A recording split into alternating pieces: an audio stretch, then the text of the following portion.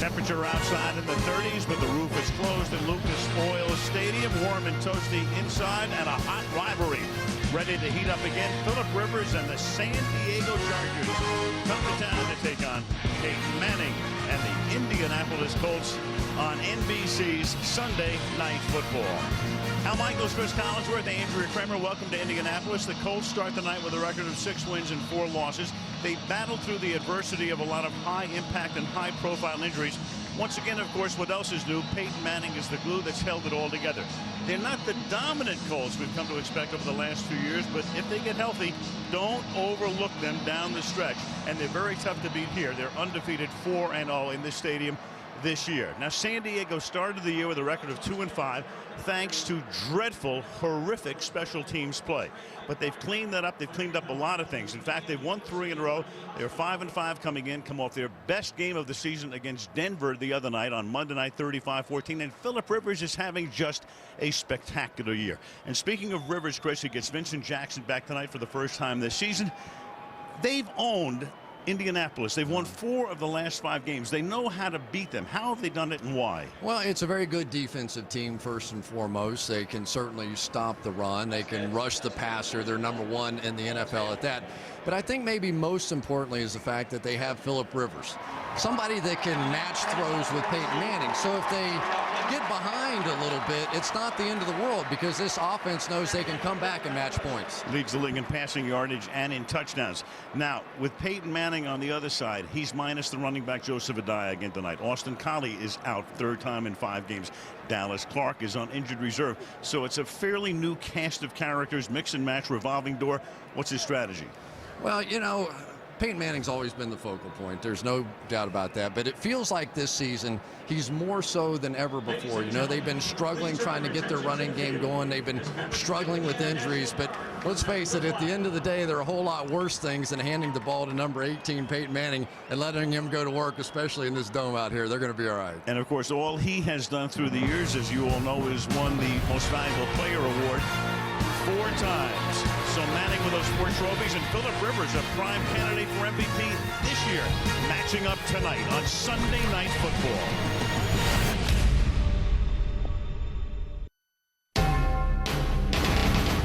NBC Sports welcomes you to the following presentation of the National Football League.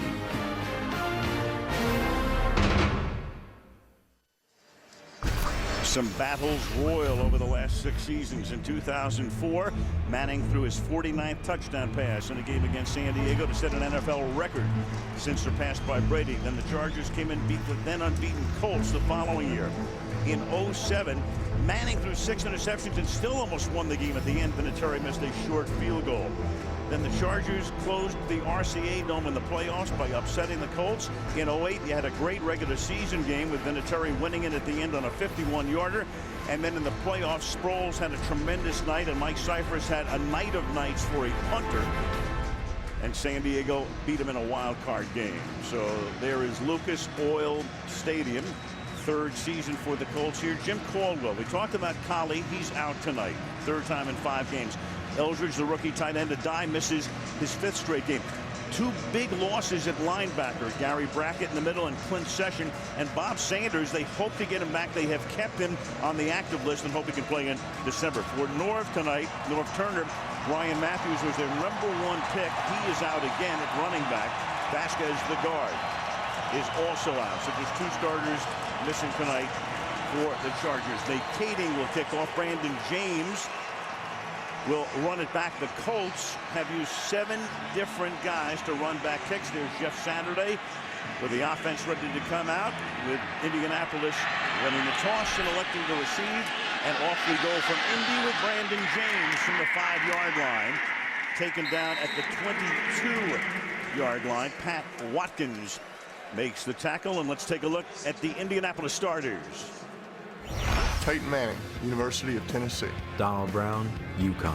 Reggie Wayne, the U. Pierre Garçon, Mount Union. Gian Robinson, Missouri Western State University. Jacob Tammey, University of Kentucky. Charlie Johnson, Oklahoma State. Kyle DeVan, Oregon State University. Jeff Saturday, North Carolina at Chapel Hill. Jeff Linkenbach, Cincinnati. Ryan Deem, Northern Illinois. Keep an eye on the right guard Lincolnbach, a rookie out of Cincinnati. Had some problems last week. From the 22-yard line, Manning starts with a throw to Tammy, and Jacob Tammy, the tight end, the guy who is taking the place of Dallas Clark, makes the catch. He's tackled there by Dante Hughes. Peyton Manning in the first 10 games, 43.8 passes, so he is on a pace right now to set the all-time National Football League record for most passes in a season, which is held by Drew Bledsoe. 2nd and 5, and that tells you a lot about the Indianapolis attack, especially in the absence of number 1 running back Joseph Adai. 2nd and 5. They fake it to Brown, and Manning will throw to Brown, and he makes the catch, stays inbounds, and picks up a first down. Applewhite and Oliver in on the stop. You know, it's interesting talking with Stephen Cooper, the linebacker. One of their big plans here is that they are going to show Peyton Manning something and then walk back out of it and give him something else. Well, that time they showed him that little A-gap blitz and gave it to him, and Peyton took advantage of it. Manning started with 2 passes.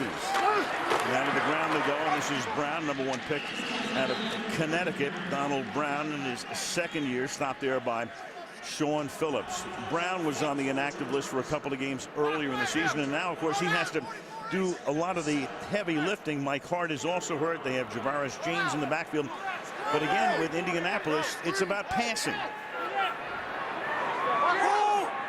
2nd down and 7. Hart's been hurt, but he is active tonight. We'll see him from time to time. Flag is thrown. First one of the game, and the catch is made by Brown. And he'll be stopped up at about the 46-yard line. Al Riveron is the referee tonight, and he'll give us the call.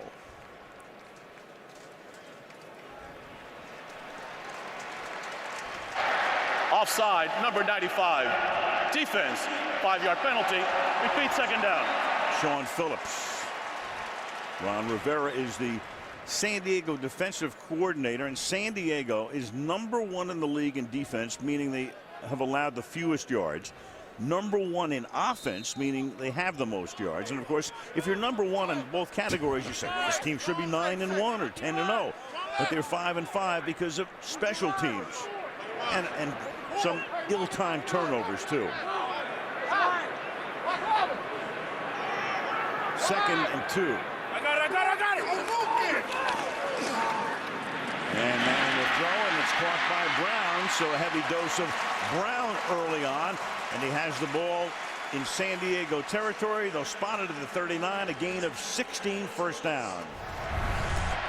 Well, one of the things you have when you have Donald Brown is you have a very good receiver. What they give up with Joseph Adai is a guy that A, is a better pass protector, and B, a better runner. So now against this number 1 ranked defense, you can almost see already that Peyton Manning saying, the heck with that running game, let's just come out and throw it. Javaris James now comes in, a rookie out of Miami. And Manning gives it to him immediately, and he gets stacked up as he reaches the line of scrimmage. It's the nose tackle, Antonio Garay, making the tackle. Well, here's why you can't run the football. Watch Antonio Garay right here. And to me, this is one of the big surprises of this football team, taking on the double team inside.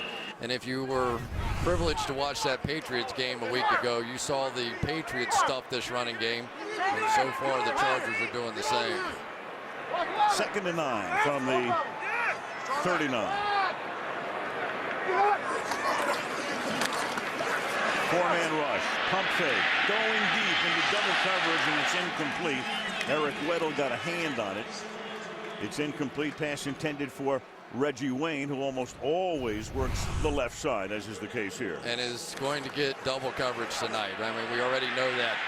Just before the snap of the ball, Eric Weddle worked his way to Reggie Wayne's side, and they simply are not going to give that away. I mean, it's going to be Pierre Garçon, it's going to be Jacob Tammy. It is not going to be Reggie Wayne on those throws. Wayne almost always lining up left, and Garçon to the right, as is the case here. On 3rd down and 9, running it out and making the catch before he steps out of bounds is Pierre Garçon. 27-yard line and a first down. Well, Quentin Jammer is one of those guys that I think typically the cornerback here he likes to get up in the receiver's face, and sometimes when you get a guy like Pierre Garçon out there, got to give him just a little bit more space, and they're paying a lot of attention to Sean Phillips on the outside, their top pass rusher. Manning has started the game 4 of 5, and now to the ground and over right guard goes Brown. He gets stopped at the 22-yard line after a gain of 6. Phillip Rivers waiting his turn as the Colts on this drive have moved the ball from their own 22. Well, you see a 6-man front up there, so basically what the Colts are doing, they're giving up on the concept of coming out and trying to overpower the Chargers. So the way they're going to run the football is spread them all out, try and get the nickel in there, get that extra defensive back, and then take their shot running the football instead of trying to be too big and strong up front. There's a little bit of news. The Colts just had a huddle of sorts. 2nd down and 5. Manning throws over the middle. Caught on the run by Wayne. Right over the middle. Takes it down inside the 10. It'll be 1st down and goal.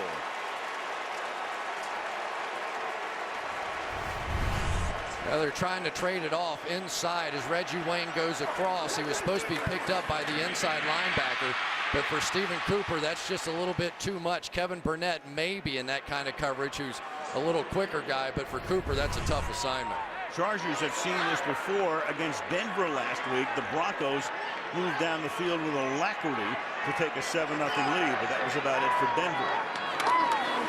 1st down and goal. Here goes Brown. And he gets about half the distance, making it 2nd down and goal. The one thing the Colts did talk about, though, was even though they didn't have success, and I think at halftime against the Patriots last week, they had 10 carries for 9 yards, and yet they stayed with it because they have to keep the attention of those linebackers. They can't let them just fall into coverage all the time, so you'll see them pound away inside. You saw Clyde Christensen, the offensive coordinator, taking over for Tom Moore, who's still on the staff, but he has the emeritus status, and that pass is knocked away, and that is Cooper right there. Cooper covering Garçon over the middle. It'll be 3rd down and goal. Well, Stephen Cooper, he feels like he has some idea of what's going on with Peyton. He has some secret buzzwords that he thinks he understands what Peyton's trying to do. He had a little help from his friends from Tennessee who played him all the time back in the day. So he has some clue what's happening out there with these autos. 12th play of the opening drive. And Manning stepping up and throwing, and it's caught by Tammy. Touchdown.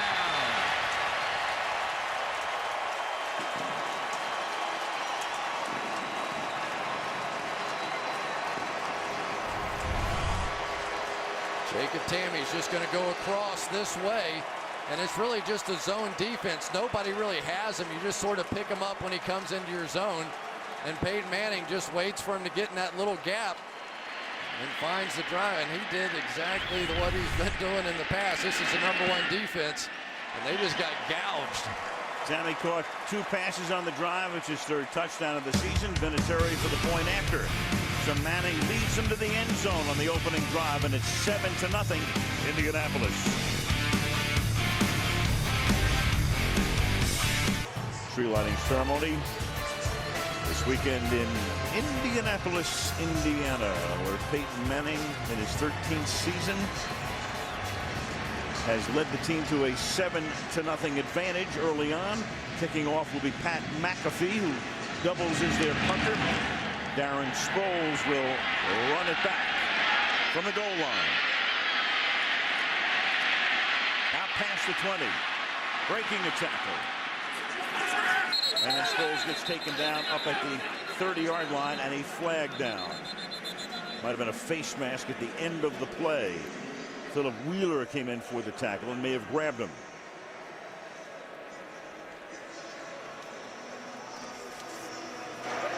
Personal foul, face mask on the kicking team. 15-yard penalty from the end of the run. Automatic 1st down. So Rivers will start out at the 45-yard line when we come back. Last 2 games at Houston and then Denver in San Diego. Good numbers for Rivers, who didn't have Antonio Gates in either of those games. He's back tonight. Hasn't had Vincent Jackson all season because of a contract dispute. He's back. Double tight end set. That's McMichael coming in motion, and Rivers starts from the gun with a fake handoff, and then Matinee, who's also been hurt. He's been inactive, but back tonight, gain of 5. Let's take a look at the San Diego starters. Phillip Rivers, NC State. Darren Sproles, Kansas State. Jacob Hester, LSU. Vincent Jackson, Northern Colorado. Legadu Nene, Boise State. Antonio Gates, Detroit Central High School. Marcus McNeil, Auburn. Chris Dillman, Indiana. Nick Hardwick, Purdue. Tyrell Greeley, Auburn. Jeremy Clary, Kansas State University. Chargers line up with 2 backs. They and the Dolphins do it more than any teams in the league. And Rivers will look underneath and throw, and it's caught by Jacob Hester. And Hester battling a foot ailment, and he was a game-time decision. Is able to get to the 43 for a first down.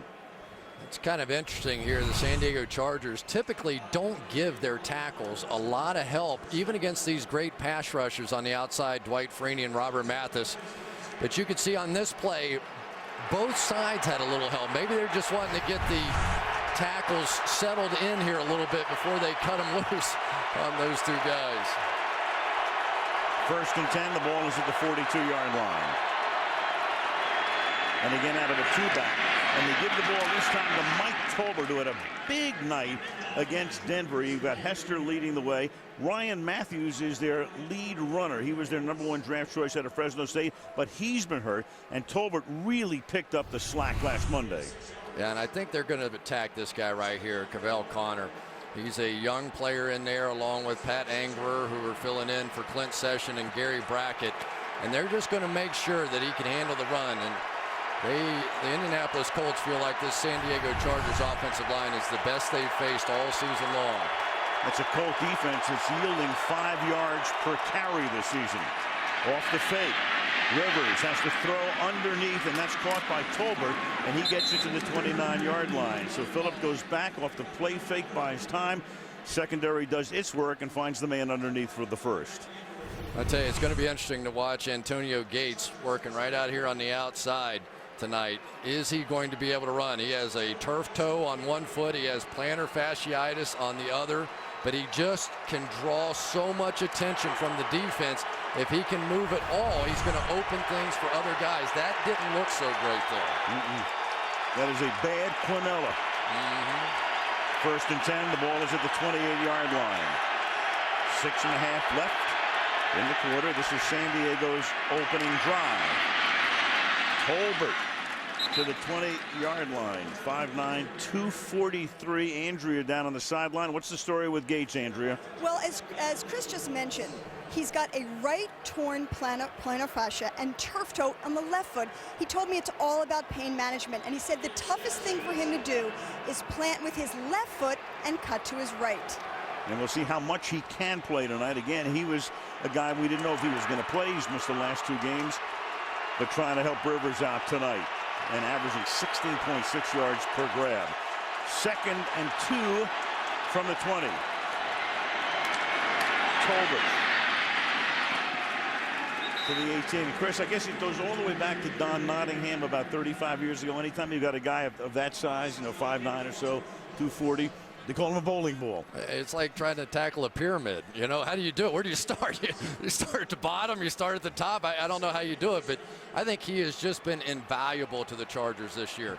Started out as a fullback, now playing tailback, had a great game last week, and is one of the leading tacklers on special teams. I mean, those guys are hard to find. Tolbert on the sideline right now. You got Sproles lining up in the backfield from the 18. They fake it. And then underneath the Sproles. So Rivers utilizing a lot of that fake into the back and then go to him underneath with good success on this first drive. He is 4 out of 4. Phillip is for 29 yards. Well, Marcus McNeil on the outside is going to get some help from his guard Dealman, but the key guy there was Darren Sproles, because on the other side, Jeremy Clary was able to handle Mathis without help, so that allows them to get Darren Sproles out. They get him the football, 2nd and short. 2nd and 2.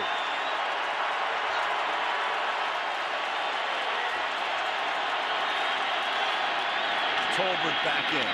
He tries to cut it back, and as he does, he runs right into the right side of that Indianapolis defensive front. Antonio Johnson standing him up, 3rd and short. Boy, Cavell Connor was good on that one, though. He may have gotten beat on the first one, the linebacker. Watch him attack down here on this one and take on the fullback, Jacob Hester. This is the way you play linebacker when you're confident.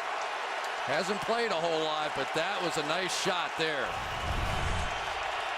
Colts had a 12-play drive. This is play number 9 for the Chargers. 3rd and 2 from the 10.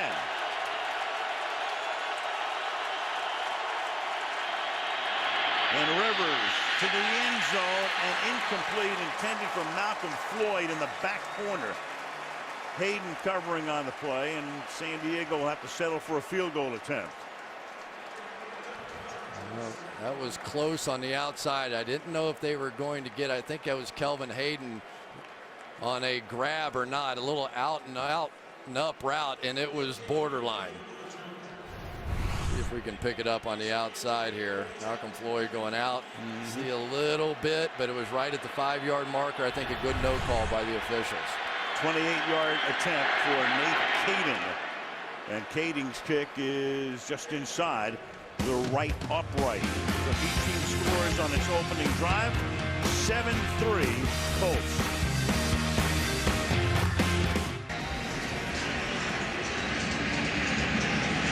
Colts will get it up by 4. Nate Kading to send it down in the direction of Brandon James from the 2. And starts to stumble. Tackled at the 20. A couple of guys in civics tonight, Gary Brackett and Bob Sanders looking on. 7-3 Colts.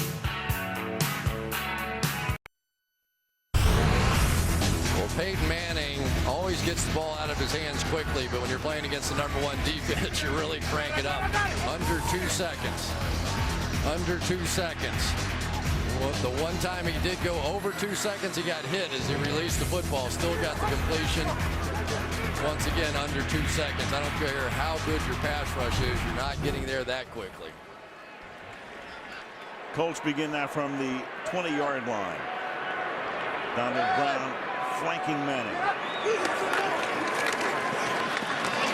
And Brown takes the swing pass.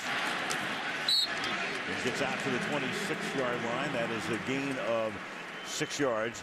Burnett makes the tackle. Colts, when scoring first this season, 6-1 when the opposition scores first. 0-3 in this stadium. The Colts are 4-0, and you get them away from here to 2-4. The good news for them, 4 of the final 6, including tonight right here. 26.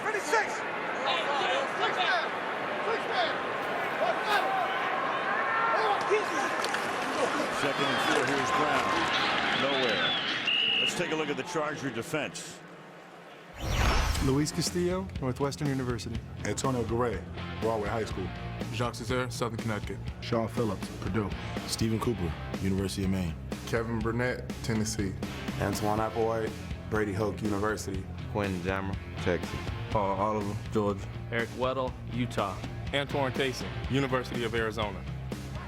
#1 ranked defense in the National Football League. We're giving up an opening drive touchdown. Now trying to stop him on a 3rd and 5 here. And Manning staying in the pocket and has it intercepted. And that's Kevin Burnett, who ran one back as a Cowboy for a touchdown against Manning. And he does it again. Kevin Burnett. He has been there before on a 3rd down and 5. Gets it into the end zone. I think Burnett fooled Peyton Manning. He's going to step up and then drop back late. And he went right underneath the throwing lane. You can see Peyton Manning was looking left, saw the man coverage, saw the guy trailing Reggie Wayne, and he just never saw Kevin Burnett. And I tell you what, Peyton Manning has looked as bad against the San Diego Chargers as any team you can name in the National Football League. He has made big mistakes against this team. And how about Burnett as Kading ties the game? Burnett making a tackle on the near side of the field on the previous play, and then going back to 06 when he did it as a Cowboy, does it here tonight. And San Diego moves up by 3, 10-7. Manning's had his fill of San Diego. Talked about how tough it's been for the Colts to play them. Peyton, 44 passes a game, highest average by any quarterback against any team. And that was coming into the game. 10 touchdowns and now make it 13 interceptions after that one by Burnett, second lowest passer rating against one team for Peyton Manning. And it's 10-7 San Diego. Here's the kickoff fielded by Brandon James at the 2-yard line. And James will get corralled at the 25-yard line as we go back to the pick and the score. One issue that the Colts have had has been right here. Jeff Linkenbach is a tackle they're trying to convert to guard. They thought maybe he would give a little better pass protection, but you could see that time the Chargers filled every gap. And the idea behind it is to create a one-on-one with Antonio Garay against Jeff Linkenbach. And that time the pressure by Garay was the difference. There's Linkenbach on the sideline getting yet another lesson on how to play guard. And that's why Mike Pollock is in the game now, taking his spot, and Brown gets taken down by the Chargers, and it's Cooper doing a little pushing and shoving for a little extra emphasis at the end of the play. Well, it's just so hard, and I know Peyton Manning's a great player, and I know that there are so many things that we can say about him, but if you can't run the football, you're just limited. Every defensive coordinator in this league will tell you the same thing. We stop the run, we're going to win. Second down and 10, Manning, and that's incomplete. Linkenbach back in now on the offensive line. Jacob Tamme was the intended receiver there. 3rd and 10. He's been going Tammy's way a lot. Of course, he loved working with Dallas Clark through the years, but Clark with a wrist injury against Washington middle of October went on IR, and Tammy's come out of the bullpen to do a pretty good job. Yeah, averaging about 6 catches per game. That's pretty good when he had 6 in his career before he took over. 3rd and 10. Manning, and that's caught on the run by Garcon, shoved out of bounds into the San Diego bench by Weddle. But they convert on a 3rd down and 10 for a gain of 19. Really nice move on the outside by Pierre Garcon. This is a guy that, because of some hamstring injuries, he hasn't been able to practice very much. Really, because of all these injuries, Peyton Manning just feels like he doesn't feel comfortable at all with their passing game. But the last couple of weeks, Garcon's been able to practice, and Peyton thinks it's made a huge difference. Final minute of the quarter. And Manning will throw underneath and pick up close to 8 yards as Wayne makes the grab just across the 50-yard line. And with Garcon not practicing, Chris talking about that and not getting in the rhythm that Manning likes to have, just 48% of the passes intended for Garcon have been completed. It ain't like Peyton with anybody. 2nd and 3.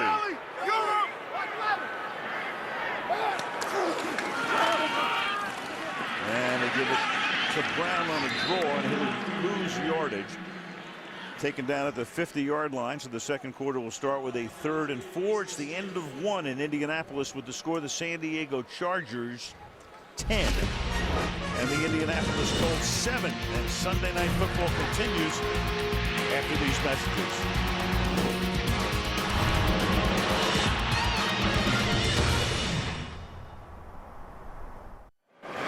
Aerial coverage as you look down upon downtown Indianapolis, brought to you by Geico. Start the second quarter. Al Michaels, Chris Collinsworth, Andrea Kramer in Indianapolis. It is 3rd down and 4 from the 50-yard line for the Colts. Hey, go fast, go fast. Then you got fast. Rush 4. And Manning gets hit as he throws, and it's another interception. And this time it is Cooper back in coverage. And he's taken down at the 40, so he was up at the line. He drops back into coverage. You have Antoine Barnes coming in, and for the second time, Manning gets jostled, and it leads to a pick. Just like the last play against the Patriots, just slight pressure, but it was Antoine Barnes working off the edge, and he gets just enough of Peyton Manning to make this ball go right up in the air, a flutter ball, and there was Stephen Cooper waiting on the back end of it. That thing just was a helicopter coming down in the middle of this field. Where they are so excited about what Antoine Barnes has delivered. He is their fastest pass rusher, and you saw it there.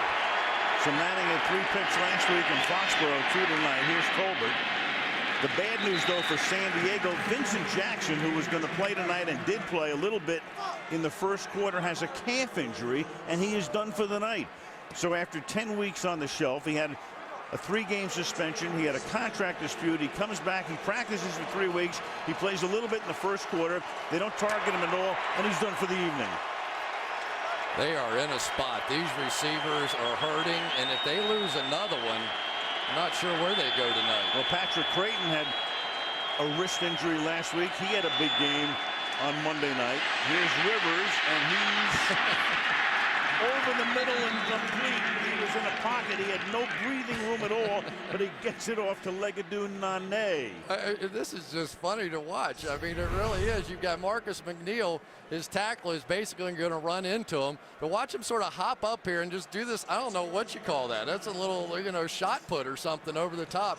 This is one of the most competitive kids you'll ever see play quarterback. He loves the game. And he is just tough. It doesn't matter what's going on around him. He's going to find a way to throw it. 20-yard gain. Off the fake again. And here's Nane. He's missed 5 games with a hamstring pull. And he takes it to the 25. Part of the reason I think a lot of people have overlooked what Rivers has done is because the Chargers started 2-5. Now they're 5-5, but he leads the league in pass rating, leads the league in touchdown passes. I mean, he's had some pretty good years since the Chargers made him their starting quarterback in 06, but right now he's off the charts. And you can take his last 3 years, this year included, and his numbers are as good as anybody's. And I mean anybody, Peyton, Brady, Breeze, any of them. And he is always right in the hunt for the MVP, and he is again. From the 25-yard line on first down. Tolbert against that porous rushing defense, and that's a gain of 9 yards. Chris Dielman, Pro Bowl guard, pulling out and leading the way, and Jim Caldwell showing some concern, and he should, because that defense can't stop the run. I think the Patriots ran for about 168 yards, 6 yards a carry, and so far San Diego doing the same thing. The difference in the really good teams, San Diego, New England, they can run the ball, they can show balance. The Colts can't. 2nd and 2.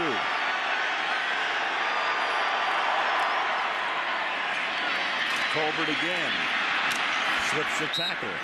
Takes the ball to the 11-yard line. Tolbert played at Coastal Carolina. Was a tailback there. Saw a lot of action at tailback in training camp, but is thought of as a fullback, but now has to go back to that tailback spot in the absence of Matthews. Watch Marcus McNeil here working against Keontae Dawson, just getting that edge. He is such a good athlete on the outside. Phillip Rivers called him the Deion Sanders of tackles. So he's always goofing around, hyping around. I always have to tell him, get back in the huddle. But athletically, he can do a lot. And there's a guy who missed a lot of the early part of the season in a contract squabble. Play fake, flag thrown. And it's caught out in the flat by Sproles.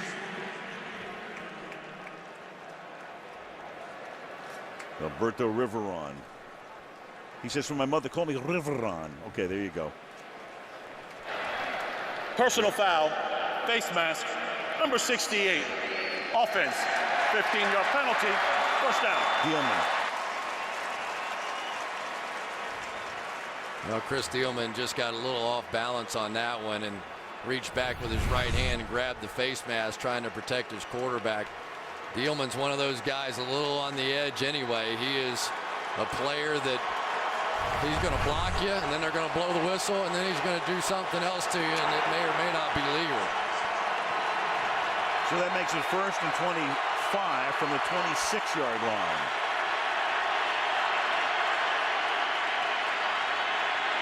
Freeney gets back. That's McMichael splitting out wide to the right. And Rivers throwing, and it's incomplete over the middle. But they almost came up with it on a pass intended for Nane, 2nd and 25. Well, I think the one thing that they've got to do, Phillip Rivers I'm talking about, is get the ball to Antonio Gates somehow. If he was wide open on that play, yeah, you may have another option down the middle. But just get the ball in his hands, and all of a sudden this defense will start to shrink to him, and then you can push it down the field.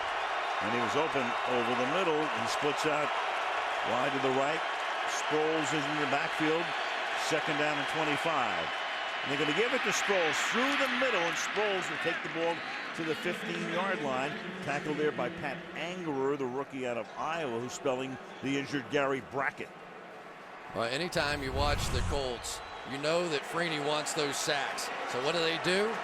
Come on up here, big guy. We're just going to run right inside. You see those running lanes inside? It's a good call on 2nd and long. Now it gives you a chance. 3rd and 14 from the 15-yard line. 7 defensive backs in the game now for the Colts, something they have not done.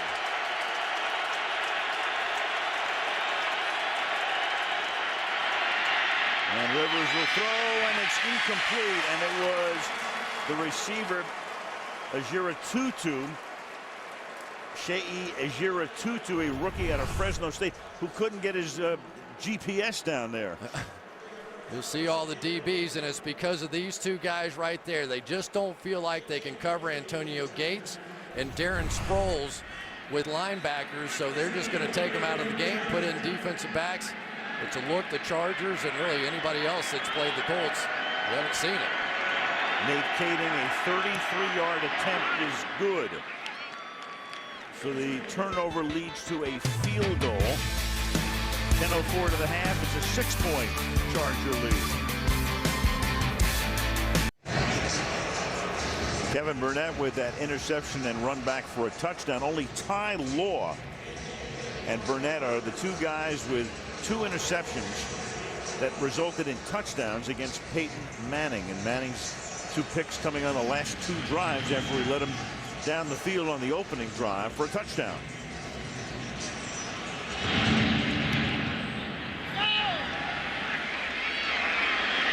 Kick taken at the 5 and dropped.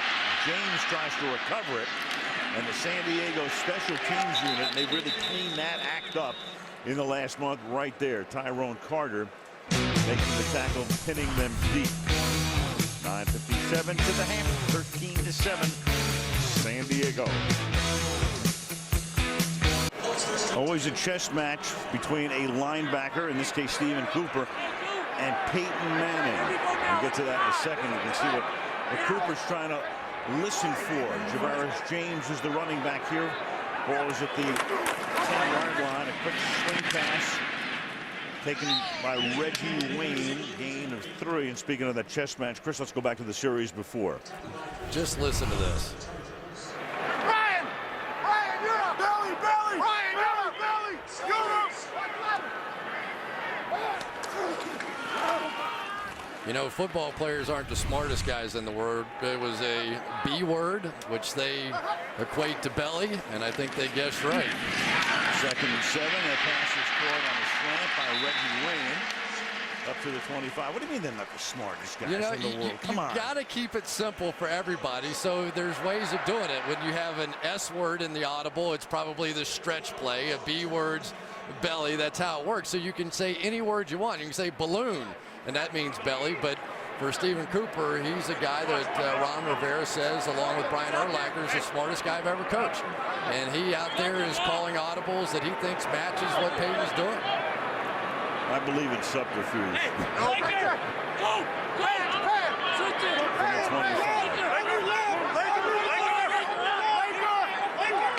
Play clock all the way down. And that's Javaris James, who runs right into Sean Phillips. Well, they either know what they're doing or they're whipping their butt. I'm not sure which one it is. But on the outside, Sean Phillips going to jump inside Jacob Tammy, who is not nearly the blocker that Dallas Clark was. So again, another reason why they're limited in the run. And you're looking at a very complete football player right there in Sean Phillips. He is the full package. Coming off a great performance 6 nights ago against the Broncos. 2nd down and 11. And stepping up and they're dumping underneath, and James makes the catch and he'll get tackled at the 30, about 5 yards short of the first down by Kevin Burnett.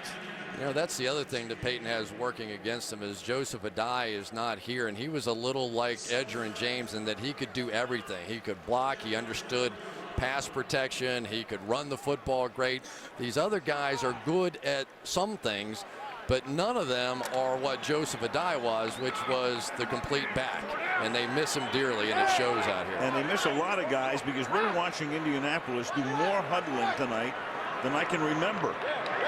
They just come out of a huddle again. It's 3rd down and 4. And Manning is going to go deep downfield, and it is incomplete. The crowd wants a flag, and they're not going to get one. Blair White, who caught 2 touchdown passes last week in New England, the intended receiver. It's 4th down. They kind of had a chance here. Blair White is right here, and he's just going to take off straight up the field. And Quentin Jammer's going to come over and has a little bump on him. There may have been a little bit of a bump there, but not enough, mostly because Blair White really wasn't even looking back at the ball. Here's Pat McAfee's punt, and it's a high and very short kick that will bounce San Diego's way and come all the way back and go out of bounds at the San Diego 42-yard line. That was a 27-yard boot.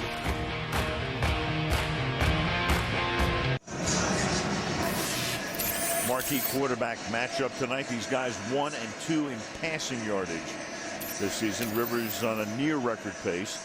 Rivers with 15 different receivers he's completed passes to, 14 for Manning. And Manning with 8 guys with 10 or more catches. Rivers with 9 guys.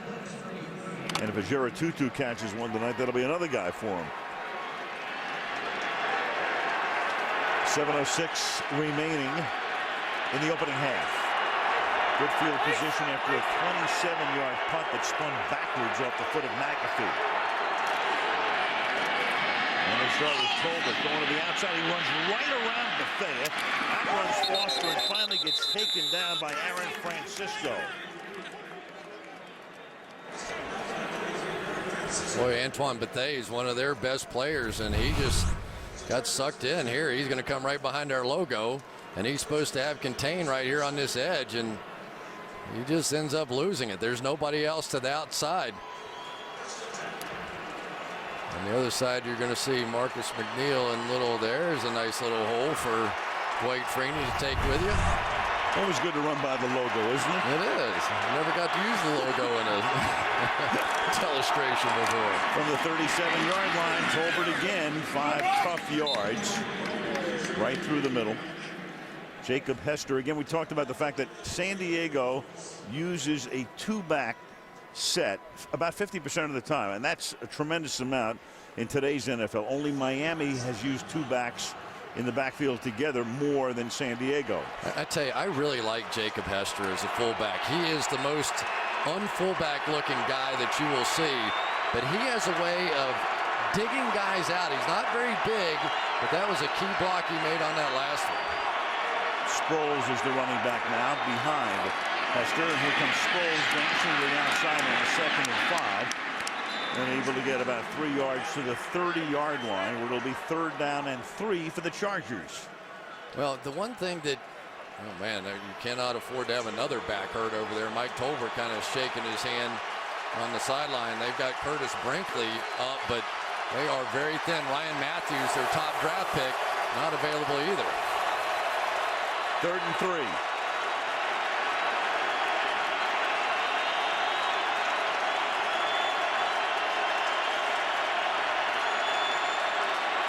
Crowd trying to jam the signals. Colts blitz, and Rivers is going to get taken down. Antoine Bethea coming in, and that's something the Colts do irregularly. Normally with that front 4, they just send for 7 cover, but not this time, and it works for them. Great job by Bethea on this one. He is in coverage right here. But when he sees Randy McMichael block, he's just going to come and go after Phillip Rivers. And it's a good thing that he did, because Legadou Nene was open for the first down on that one. Rivers just could not get the ball to him. Now a 50-yard attempt for Kading. 2 for 2 tonight from 28 and 33. Mike Wink is the snapper, and Kading's kick is good. So Nate with 3 field goals tonight, and that gives San Diego a 9-point lead with 4.5 to the half.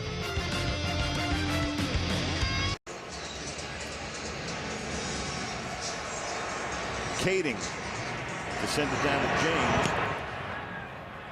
Indianapolis with no good run backs tonight, starting deep in their own territory each time. This time James gets taken down at the 25. And that's San Diego special teams unit doing a nice job tonight. NFL's Play 60 program encourages kids and families to live active and healthy lives. The Chargers and Colts have both actively supported the program in their communities. And before the game, the Colts under 10 youths who have made the commitment to be active and lead a healthy life. Good for those kids. Good idea. Yeah. It's a thrill. Come down and walk around the field with the players a little bit. It's fun. You and I can use some of that advice. Lead a healthier life. Here's Garcon to the 30-yard line. Tackled by Hughes. Oh, Peyton's kind of been coming in and out of the pace. It seems like after first down, he's hurrying things up, and then on third down, we're going back to the huddle, which is very un-Colt-like, especially at home. 2nd and 5, swings it outside. Tammy's going to make the catch.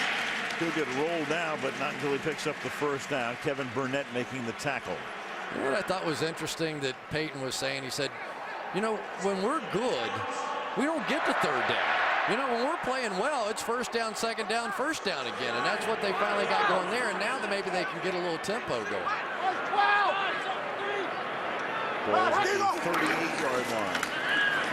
Behind with good protection this time, and he had Garcon beaten the coverage and overthrows him.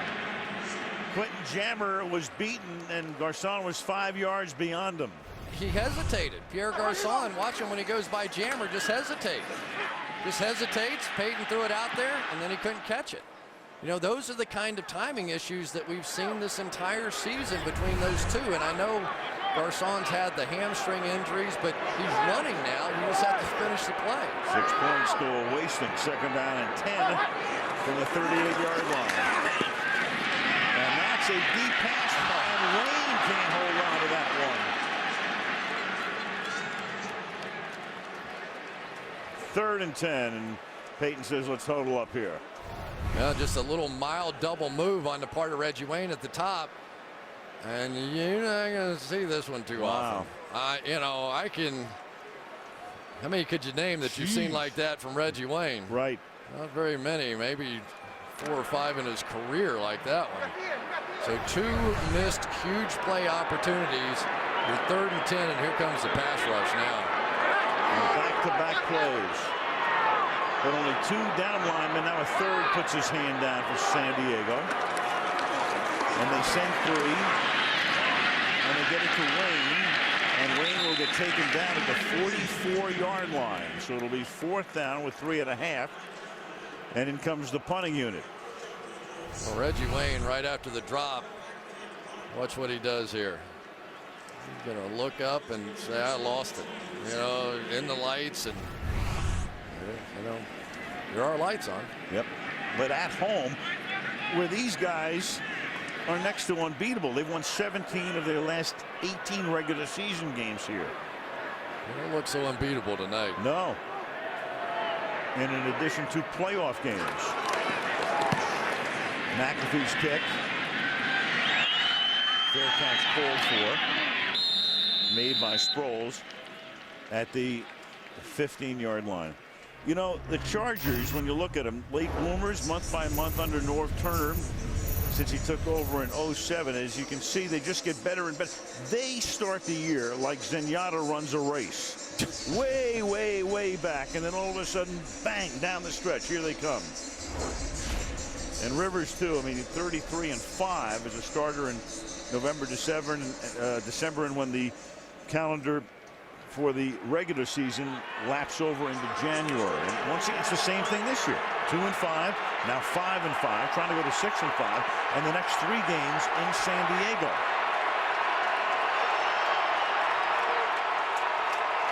From the 14-yard line, Sproles. Let's check in with Andrea.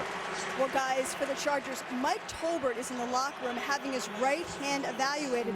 And remember, he's been so productive this year with 8 touchdowns, especially with #1 running back Ryan Matthews still sidelined with injuries. Thank you, Andrea. It just doesn't stop. You got Tolbert back there. You got Jackson seeing his first action of the season out. Creighton played well last week. He had a wrist injury. There's Matthews, their #1 draft choice, the running back. He's gone again tonight. And the Chargers just doing it like the Colts do with paste and glue. I got an idea. Let's play 18 games then. It is going to be a war of attrition no matter how many games you play, and we are seeing it already with both of these teams. 2-minute warning. Our gang getting ready to the halftime show. Jay Cutler and the Bears knocking off the Eagles today. Brett Favre with his legs helping Leslie Frazier win in his debut. Steelers and Ravens win, and we have them next Sunday night in Baltimore. Pittsburgh and the Ravens. 2nd down and 9, each team with all of its timeouts. Rivers throws to Nene, who turned around and was looking for Hagler. He thought it was Marvelous Marvin behind him, and he dropped it. 3rd and 9. I'll tell you, there's a great battle going on the outside with Jeremy Clary working against Robert Mathis, and that is the single block that we are going to be seeing all night. If Clary can just survive over there, they're getting Darren Sproles out, and this is a big play. If you have to turn it back over to Peyton with 3 timeouts, this game could feel a whole lot different going to the half. 3rd and 9.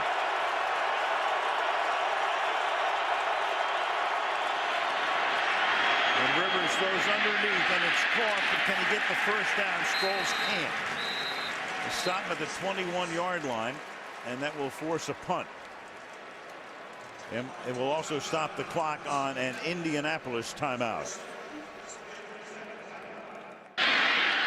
We're back, and Mike Cyphers has just delivered a booming punt to the 20-yard line, and Brandon James will bring that kick back to the 35-yard line. So here comes Manning with 1:36 and 2 timeouts. Numbers for the 2 guys, the 2 quarterbacks to this point tonight. Manning with those 2 interceptions. One was run back for a touchdown. The other led to a San Diego field goal. So 10 points off those 2 picks. Boy, here's where you really miss the Austin Collies and the Dallas Clarks, the guys that are used to running this hurry up, attack them style of offense, and we'll see how the young guys can do with it. You know, Luis Castillo into the locker room, the Chargers defensive end, as they line up in their base 3-4 here on 1st down, and Manning will throw it over the middle, and the pass will be taken in. Tammy reaching for it, making the catch on the run, on the dead run, all the way to the 35-yard line for a gain of 30 yards. Well, what an impressive catch by Tammy that time, splitting those 2 safeties, knowing you can get drilled on that one. And now Manning going deep and almost has that one intercepted by Weddle on a pass intended for Reggie Wayne.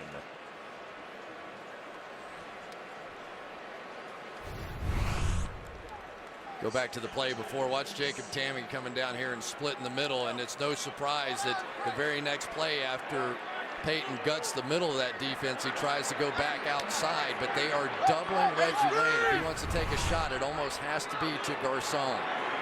Castillo back in the locker room and checking out his knee at 2nd down and 10. There's Garcon making the catch, reaching up for it inside the 20, the 10.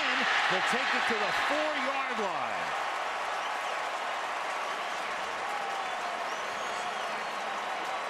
Well, we're sitting up here 100 yards off the field, but Peyton's a whole lot better at deciphering it down there. He knew immediately after they rotated that coverage last time where he was going with the next one. 31 yards, make it 30 now for Garcon. So you had 30 to Tammy, 30 to Garcon, 60 yards on those 2 passes. It's 1st and goal. Half a minute to go. And then this is Brown getting tackled outside the 5-yard line. And now Indianapolis will take its 2nd timeout. 26 seconds, 1 timeout left for the Colts. 2nd down and goal.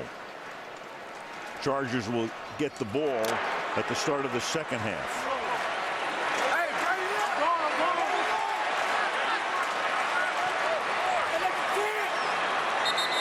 Manning out of the gun, and we got a whistle before the snap. And we have a timeout called by San Diego, so they take their first. Timeout, San Diego. Their first. This will be a 2nd time. 2nd down and goal after San Diego took a look at how Indianapolis came up, called a defensive timeout. Colts with 1 left. 26 seconds. 2nd and goal.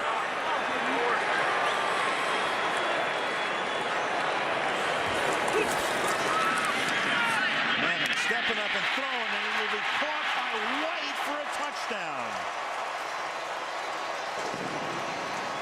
Blair White, a rookie out of Michigan State. 2 touchdowns last week against New England and 1 here tonight. Now they're just going to bring Reggie up, get a little rub, get up the field, and watch Blair White for his 3rd touchdown in 2 weeks. Who's Blair White? Who knows? It doesn't matter. As soon as you start playing in Peyton Manning's offense, you score touchdowns. Application to the outside, then cut back inside Vinatieri's extra point. Makes it a 2-point game with 22 seconds to the half.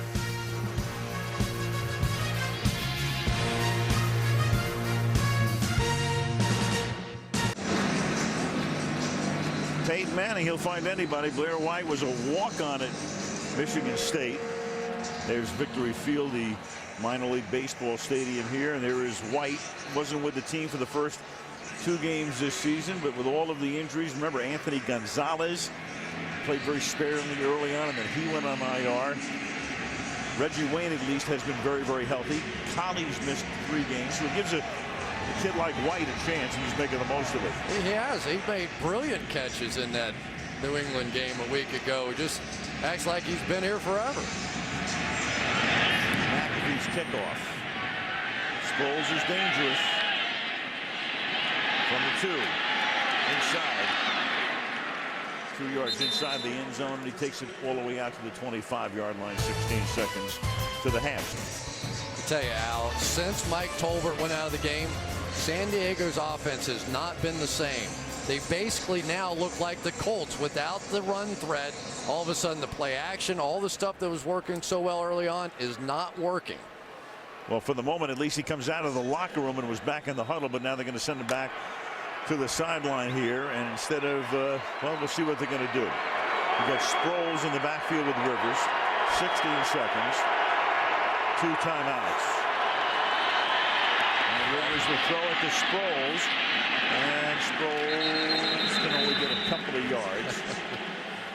So you better be careful. Dwight Freeney almost got there on that one. It's a good thing he got it out of his hands. Might have been one of those late sack fumbles. And Nora figures, let's just go to the locker room with a 2-point advantage. 16-14 at the half. And coming up next, the Toyota halftime show after these messages from your local NBC station.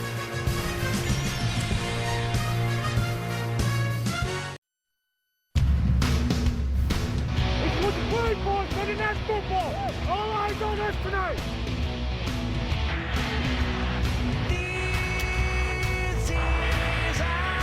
And Manning stepping up and throwing, and it's caught by Tammy. Touchdown. Get up, time to fly.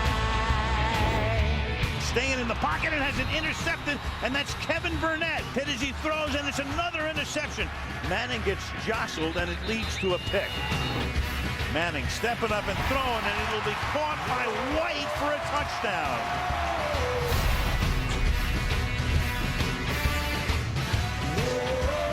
Second half, San Diego up 16-14. You can follow your favorite team all season long. Go to iTunes.com/NFL. Al Michaels, Chris Collinsworth, and Andrea Kramer. The roof is closed at Lucas Oil Stadium, which opened up in 2008, right next door to where the RCA Dome once stood. Home of the Colts since they moved here from Baltimore in '84. 17 of the last 18 regular season games won here by the Colts. They dropped their first 2 to Chicago and Jacksonville back when the stadium opened. But since then, nearly unbeatable.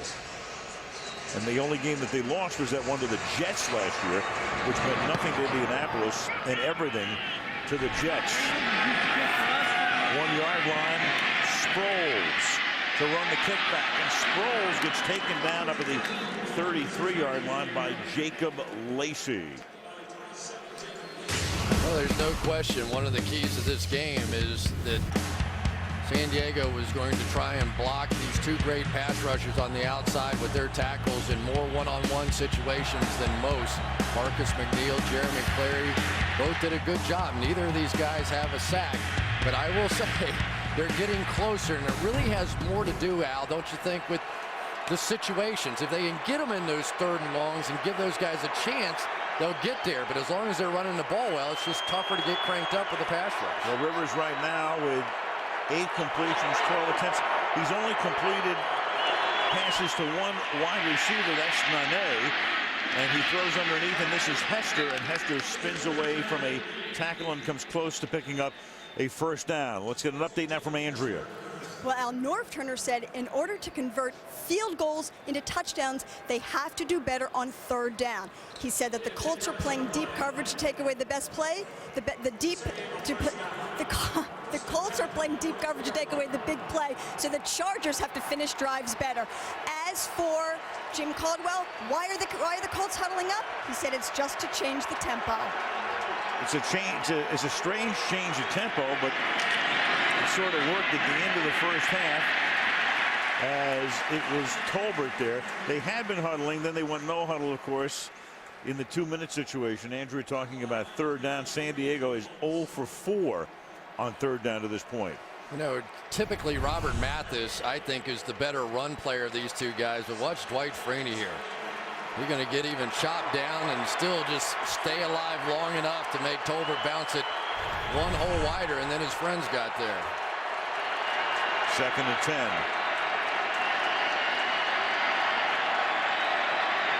A little jump. You're going to get a free play out of this. And this is Gates, so they finally get it to the big tight end, and he'll have a first down at the 44-yard line, and they can decline the penalty. Well, you want to impact the Colts Tampa 2 defense. Offside, number 93, defense. The penalty is declined. The result of the play is a first down. Start working the ball to Antonio Gates a little bit. Watch Pat Angerer here. He's going to split down the middle, and then Antonio Gates just goes where he was. All of a sudden now, if you're hitting Antonio Gates right over the middle like that, you have to fundamentally change how you're playing defense if he starts getting the ball. I would force feed it to him a lot. Rivers under pressure, moving to his right, and then he just dumps it off, and he finds Tolbert, and he makes the catch at the 38-yard line. Turning nothing into a little bit of something right there. 2 minutes into the 3rd quarter. Numbers through the first half. Look at that. The Colts again with no running game at all. 10 yards. 197 though in the air. A lot of those coming on that last drive with 2 big 30-yard completions, a pair of them. And the 2 turnovers leading to 10 Charger points. I think that 10-yard stat is the greatest tribute to Peyton Manning that you could put on the screen. Right. And he's doing it by himself out there. 2nd down and 3. Rivers buys time, throws, and open, and making the catch is Ajera Tutu, and that's a first down to the 21. That hard play fake, and Rivers is so good on play action. He doesn't use it all that frequently, but when he does, he's tremendous. The inside linebackers have no choice but to react up because San Diego can run the football. So when they do, and they are young guys, they can't decipher the difference between play action and what's not. You can see them just sort of running around in circles out there, and those deep crossing routes are going to be there. At the 21 now on first down. Rivers, good protection, throws, and it's caught by Gates. So Gates, a silent first half, covered by Bethea, but is able to haul it in, and that'll make it 1st and goal at the 3. You just can't get your body around him. Here he is right here, and Bethea can't cover him any better. I mean, he's right there, but his body is so big and his arms are so long. He just is kind of like Charles Barkley out there. He gets in there in rebound position, and you think you're in the right spot, but you're not getting the rebound. 1st and goal at the 3. Tolbert's the back. Tolbert gets the ball, and Tolbert gets hammered by Philip Wheeler, number 50, at the line of scrimmage. It'll be 2nd down and goal. Boy, what a play you called to Philip Wheeler on that one, stepping up and through, and that is a major collision. He's adjusting his helmet right there. I bet he is. There goes Wheeler right up over here.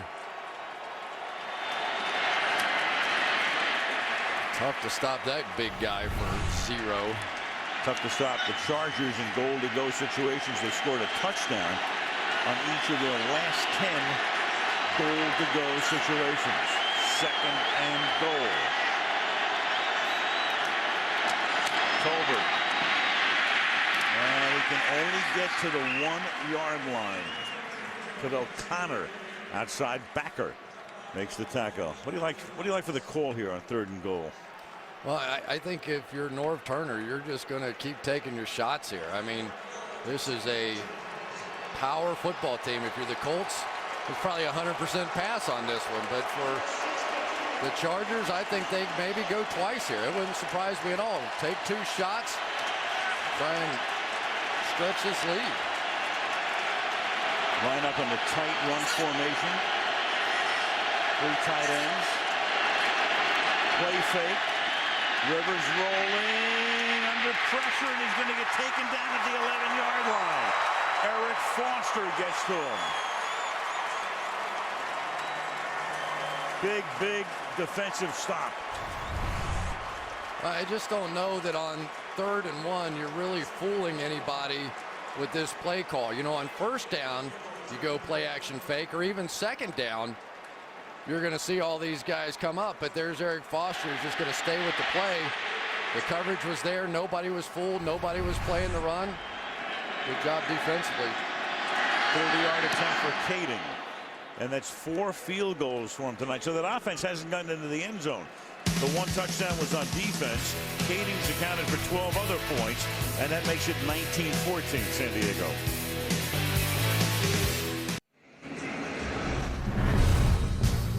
Sunday night, it's football night. And what a night it's going to be. America's Game of the Week next week. Sunday Night Football will be from Baltimore. Baltimore and Pittsburgh each go into that game with a record of 8 wins and 3 losses. From Baltimore, a week from tonight, Kading's kickoff. 6-yard line, Brandon James runs into his own man as he crosses the 25-yard line with 9:11 remaining in the 3rd quarter. The Colts will see the football for the first time in the 2nd half.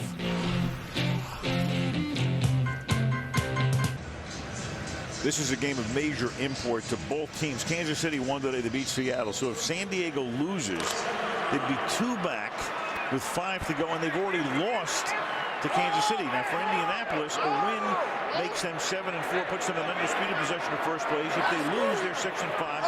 So is Jacksonville, and the Jaguars already own a win over the Colts, and they'll face them here in a couple of weeks.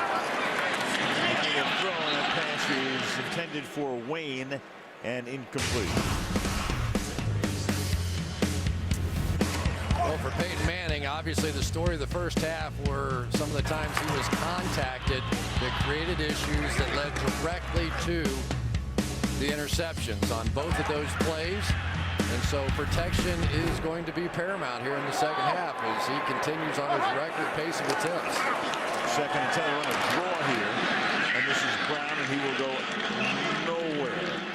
Burnett, who had the touchdown before, making the tackle. It's going to set up a 3rd and 9. Yeah, and now here you go again for Peyton Manning. But, you know, once again, he stays dedicated to that run, but it has to be frustrating because when you're gaining 1 yard at a time, which is what he's doing, it's almost like, why bother? 3rd down and 9. Manning stepping up, avoids the pressure, throws, intercepted at the 40-yard line by Eric Weddle. Receiver fell down, and Weddle down the sideline, and Weddle will go to the end zone for a touchdown. 3 picks of Manning tonight. And 2 of them run back for San Diego touchdowns. Yeah, they're going to bring the pressure here on Peyton Manning. And as he's stepping up, again, avoiding the pressure that we just showed you, he does a good job escaping it. But the man coverage underneath, Reggie Wayne unable to shake Eric Weddle. And once again, it's the San Diego Chargers making huge plays against Peyton Manning. Burnett and Weddle have both running back for touchdowns. Extra point by Kading is good. And San Diego leads by a dozen with 8:21 to go in the 3rd. Definitely could have had a flag on this. Take a look at this with Wayne crossing over and Weddle making contact and then getting the interception. Well, and not only does Weddle hook him here, but by hooking him, he sort of propels himself forward on this play, knocks Wayne down, and allows him a little burst of speed to go and make the interception. No question about it. That one should have been called. And there's Manning expressing that feeling, the crowd booing through the whole commercial break because they've been watching the replays on the big screens. And it's 26-14. Landon James from the 4. Up to the 20-yard line. Tackled there by Pat Watkins, one of the guys they brought in mid-season to shore up what had been a horrible special teams unit. Consecutive games, 3 picks, only the 2nd time in his career. You'd have to go back to his rookie season, his first 2 career games, for that to have taken place before tonight. And they've made the decision to go with Jeffrey Linkenbach at the right guard position for pass protection reasons. They knew they were going to give up something in the running game, but they thought it would shore up the protection. And even though he's not getting the sacks as much, the hits are really creating problems. From the 20. 4-man rush, and, well, almost as if you were teaching a clinic here, Chris. I mean, there's Linkenbach who gets pushed all the way back into Manning. Well, here you go, right here. These 2 guys, you're going to see exactly what we were just talking about. Linkenbach is just going to make the sack on Peyton Manning. You know, I mean, Antonio Garay took Linkenbach and just threw him. And there's really not a whole lot of defense for that. Linkenbach is a backup tackle. They tried to make a starting guard. It's not working. 2nd and 16. And that's tipped, and it's incomplete off the hands of White. You could call him a weak link, but I'm not going to do that. I'm sorry. I'm just not going to be that trite. You would never do anything like that. I would never do anything like that. Zenyatta. I got to get a horse racing reference in. You know that. There's Mike Pollock. He was a 2nd-round pick, and shows you how far down he's dropped because he'd be the guy who would normally be in there. Well, and wherever Ryan Lilja is in Kansas City, he might be thinking this, maybe I could help him too. 3rd and 16. 3-man rush underneath. Pass is caught. And that's Javaris James, and he'll be about 6 yards short of the 1st down, and the punt team will come in. Yeah, maybe I should clear that up a little bit. Ryan Lilja was the guard that helped take this team to the Super Bowl a year ago, and they thought maybe he was part of the problem, but maybe he was part of the solution then, because they have been fishing for an answer at the guards. They've replaced both guards already this season and still have major issues. McAfee to punt. Sproles from his 27. And down at the 30-yard line with 7:02 remaining in the 3rd quarter. And the Chargers up by 12.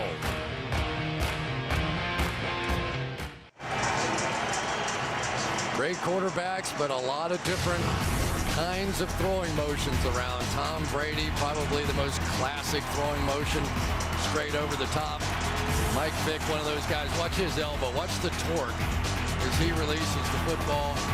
Peyton Manning really throws from the hip up. And then Philip Rivers. What would you say, Al? Unique? Very unique throwing motion, but very entertaining, very competitive kid, and he gets it done. And before the season's done, he's liable to break Dan Marino's record for most passing yards in a season. Tonight he's 13 of 17 for 136. Colbert to the outside.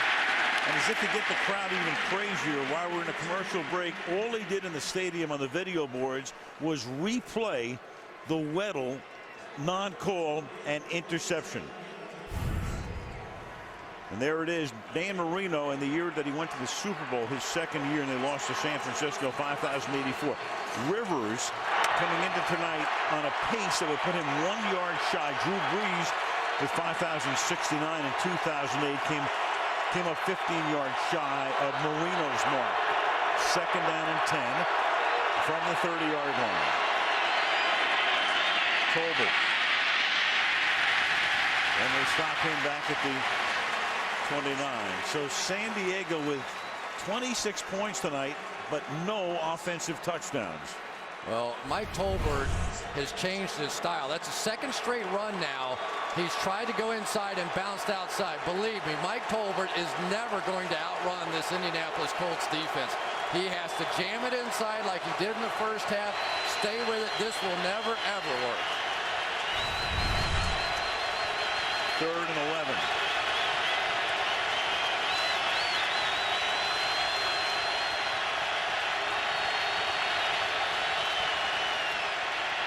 Four-man rush. Dump it off. Sproles. And they'll stop him short of the first down at the 36-yard line. Jacob Lacey up to make the hit. 5.5 to go in the quarter. 3.5 for San Diego.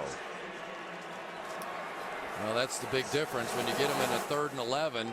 All of a sudden now you're thinking I've got to help on Dwight Freeney, so Sproles a little slower getting out and they unable to pick up the first down. Mike Cyphers threw a pass last week when they were down 7-0 to convert a 4th down. Turned out to be a big play. Down started. This kick fielded by James. And James is taken down at the 19-yard line. Manning and his club down by 12, late 3rd. Peyton Manning has that sleeve on his elbow that he's worn throughout the course of the season, but he did not have it on to start the game tonight. Just wonder if some of those hits and pulls on his arm may have tweaked that injury a bit. Had it on from time to time since very early in the season. First down from the 19-yard line, they start on the ground. And Brown will pick up about 4 up to the 24. Well, they're trying to do some of the old classic runs, you know, the powers, pulling the guard around and getting up through, but I don't know if it's just the fact they're changing linemen, they've changed backs, or whatever it is, but this is the least effective I have ever seen in the Indianapolis Colts running game. I've never seen it like this back-to-back weeks. One of the rare times you'll see Garcon line up on the left side. And we got Manning pulling to the right side this time, and this is Brown, and Brown breaks away from a Burnett tackle, and that's the first down for the Colts. Dante Hughes came in that time on the corner blitz. Sure did, Al. Right off the slot right there, just going to come in, and Peyton Manning is going to take a beating. They are at his feet. They are hitting him in the back, and the one thing that does to a quarterback is it speeds you up and creates issues down the road. There's a gain of 15. Now the pass to the outside, and that's Tammy. And Tammy fighting his way for a first down. Oliver had his shirt, but that's all, and Tammy took him for a ride past the marker. Sort of interesting. This is how they started the game. Just some of these throws out to the flat. He's out there working against Paul Oliver, and Oliver just forgot to get him out of bounds. To the 45 now. Try the ground again. It's been the case all night long. Indianapolis with a total tonight of 16 rushing yards. Well, these two defensive tackles are just wearing out the Colts inside. Antonio Garay, too much to handle inside right now. 2nd and 10. Back to the over the outside. White for the touchdown in the first half, and White to the 40-yard line. And a little slow in getting up. 16 yards tonight. 16 yards on 12 carries. In all the interviews we've ever done with Peyton Manning, did you ever hear him say anything like he said to us the other night, like, we can't run the ball against these guys? You know, I mean, he knew going into the game they couldn't run the ball, so they were going to try and spread them out, run a little bit nickel, but I've never seen him sort of give up before the start of the game. 3rd and 4, and that pass is Wayne incomplete. Wayne backing up, looked like he had it just for a moment. Kaysen and Weddle right there, 4th and 4. Isn't it interesting to watch Antoine Kaysen? He is the guy that, a little hold right there, got away with as well. But Antonio Cromartie was basically traded away, and that meant Kaysen was the guy under the microscope this season. And all they are right now is the #1 defense, so I think he's done all right. He wasn't nearly as good when they tried to play him over the slot, but outside he's done pretty well. Well, 17 and a half to go, and they're going to line up to go for it on 4th and 4 from the 39. And they do go for it as Manning throws over the middle, and that is incomplete. The Colts turn it over on downs. Antoine Applewhite came in on the blitz that time, and San Diego gets the ball back. You cannot win with guys hitting your quarterback when he's trying to throw the football. You have no chance. He's trying to step up, and the interceptions he's thrown's been like that. Look at him flinch. Could you see his face? Sure.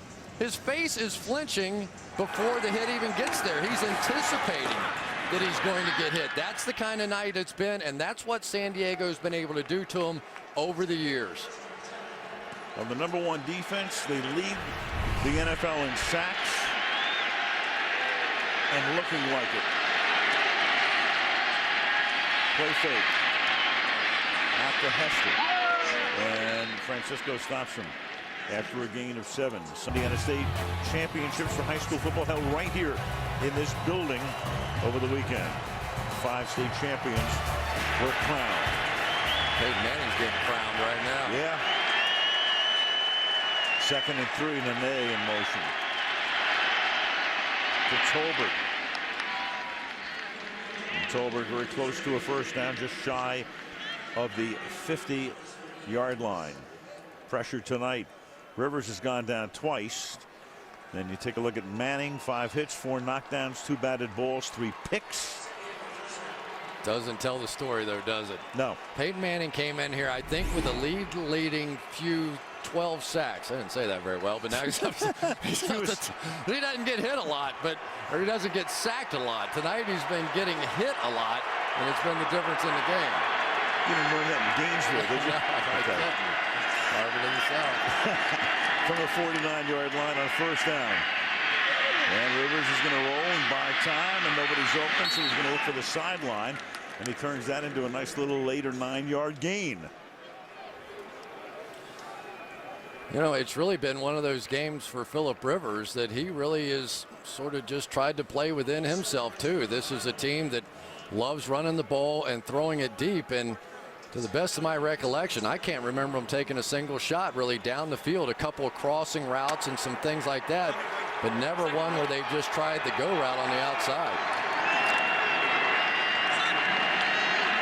2nd and 1.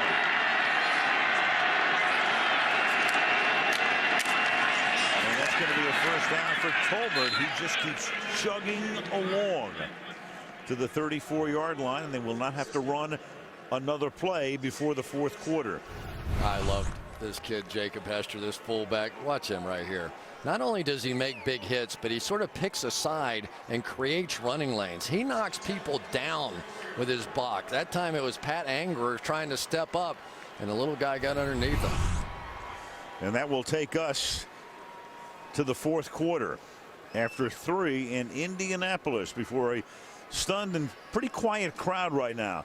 San Diego 26 and Indianapolis 14. NBC Sunday Night Football continues after these messages.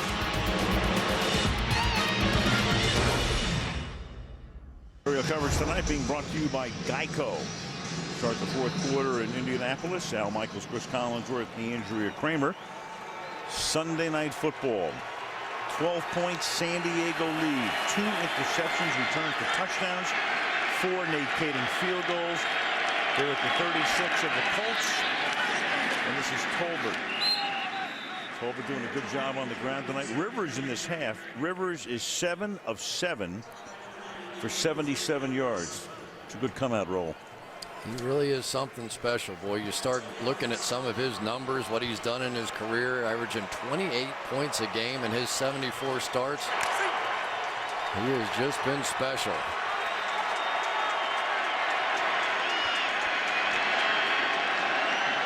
Balanced. 21 runs, 21 passes. And it's caught, and that'll be a first down. And that is Randy McMichael, signed to supplement the tight end situation, 9th year out of Georgia. Points per game average, 75 starts. The first 75, you go back to Norm Van Brocklin in the 50s. And then Rivers, his team's averaging 28 points per game. And tonight is his 75th start. Of course, his defense has helped him get to the 26 mark tonight. First and 10 at the 20. Tolbert again, and he'll get dragged down from the rear. Tackle was made by Anger and Dawson, second down. You know, the one positive, if you can say it, about the Colts defensively tonight is they're doing it with a lot of young guys in here. Watch Pat Angerer here. Now, he probably would be the starting third linebacker right now on this team, even with Clint Session and Gary Brackett in there. Very, very high on him. They think that he covers the pass every bit as well as Gary Brackett, who is considered one of the best pass coverage linebackers around. Brackett out with a toe injury. Second down and 8.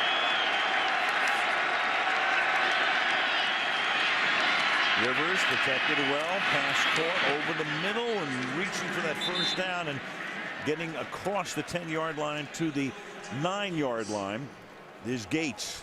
Well, we told you earlier if they'd start force-feeding it to Gates a little bit, they would change how they play. Now, instead of dropping Angerer down the middle, they just stuck him inside one-on-one against Antonio Gates.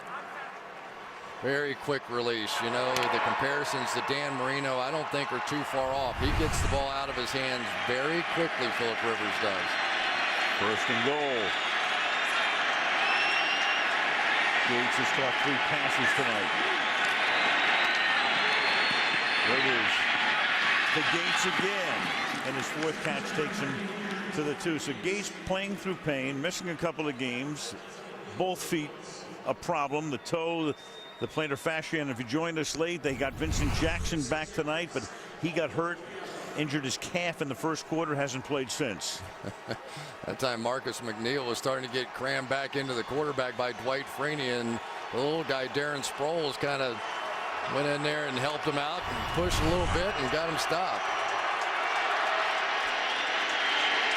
Second and goal.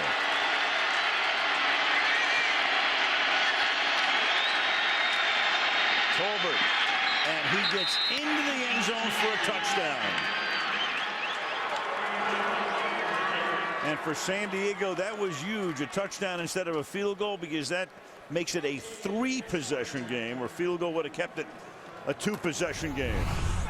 Yeah, once again, watch the fullback. Boy, they're becoming a dying breed, but Jacob Hester is going to be able to take on those charging linebackers, create the little cutback lane, and this big offensive line now starting to get the push. You see it so many times in the fourth quarter of the games to start taking over. Nate Kading for the point after with 11:26 remaining in the fourth quarter. The San Diego Chargers 33-14 over the Colts.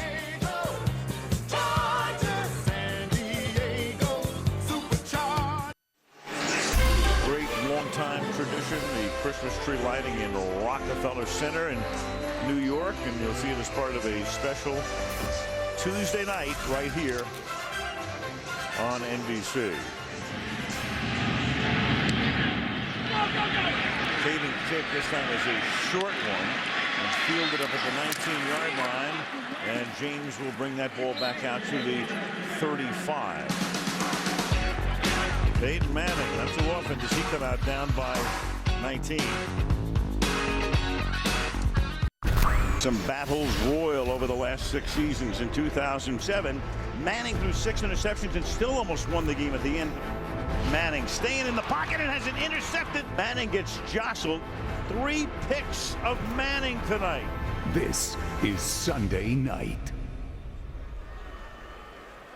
A very unusual Sunday night, considering what you just saw. He's been under pressure all night. Manning starts at the 34-yard line, first down. 33-14 is down. Send it back the other way, and San Diego is right there as Tammy cannot get away from Burnett. Well, the obvious call is go screen when you can't handle the pass rush, but for Peyton Manning tonight, you can tell this pressure is getting to him.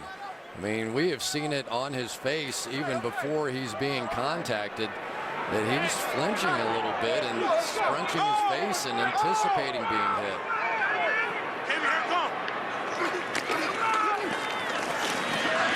Stepping up, James underneath, the ball comes loose. It is picked up by the Chargers, Paul Oliver. And another turnover, and James can just bury his head in the turf. Well, Javaris James got his leg pinned underneath him, and I'm sure he's in great pain. Watch this, his leg's going to get pinned right underneath him as he's getting tackled, and that's a position your body does not want to be in. And sometimes the last thing you're thinking about when that happens to you is where the ball is. Of course, they do a pretty good job ripping that thing out of there too, but the knee was not down. Cooper and Hughes then comes in over the top of him. And James limps to the sideline, and San Diego with another turnover. That's 4 turnovers tonight from the 33-yard line. And Rivers sets up a backside screen. Hester close to a first down inside the 25-yard line. Tackled there by Wheeler. What's the San Diego Chargers record again? 4-0 in the last 4 games if they win tonight.